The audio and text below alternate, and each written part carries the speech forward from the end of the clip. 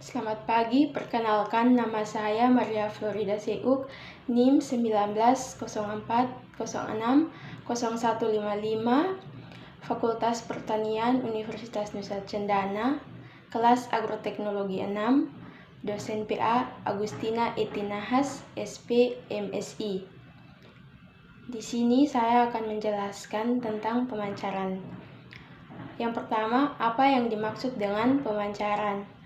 Pemancaran adalah perpindahan menjauh dari individu dan populasi induk sehingga individu-individu dalam populasi menyebar mengisi dalam ruang yang masih kosong atau menjauh untuk membentuk populasi baru.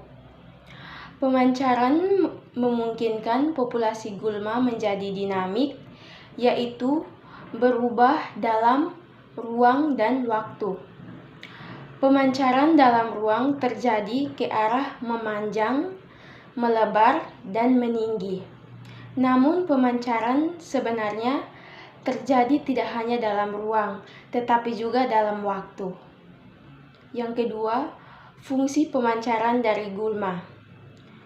Pemancaran diperlukan untuk mempertahankan hubungan individu, untuk perbaikan persebaran jenis dalam ruang, dan untuk memperbaiki genetika populasi. Yang ketiga, pelepasan dan pemancaran biji gulma.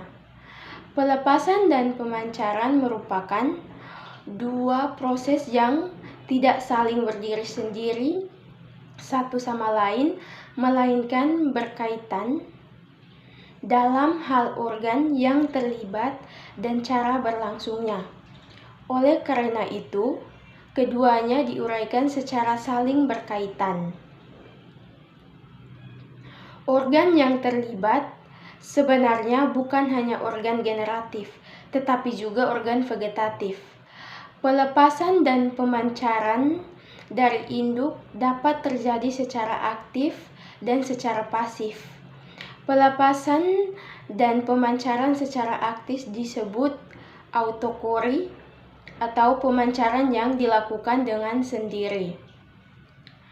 Pemancaran secara aktif ini terdiri atas balokori, pelepasan secara kasar oleh induk, blastokori, merambat di permukaan tanah dalam bentuk rimpang, dan herpokori, berpindah dengan bantuan trikoma. Berikut pelepasan dan pemancaran secara pasif. Terjadi dengan bantuan tarikan, gravitasi, aliran air, tiupan angin, pergerakan binatang, dan kegiatan manusia. Yang keempat, proses pemancaran gulma. Pemancaran sesungguhnya merupakan fase awal dari proses yang lebih besar, yaitu introduksi jenis, untuk kemudian berlanjut dengan kegiatan jenis dalam sintasan di tempat baru. Tempat asal organ pancar generatif maupun vegetatif dapat berupa sumber pertama maupun sumber satelit karena dalam proses pemancaran organ pancar tumbuh dan berkembang di tempat yang tidak terlalu jauh dari sumber pertama. Introduksi sendiri merupakan bagian awal dari proses yang lebih besar lagi, yaitu proses invasi habitat yang akan diikuti kolonisasi habitat dan naturalisasi jenis. Waktu yang lama bersifat inheren.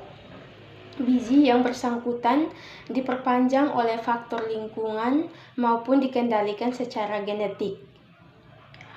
Kolonisasi dan naturalisasi dilakukan melalui proses kelahiran, kematian, dan migrasi.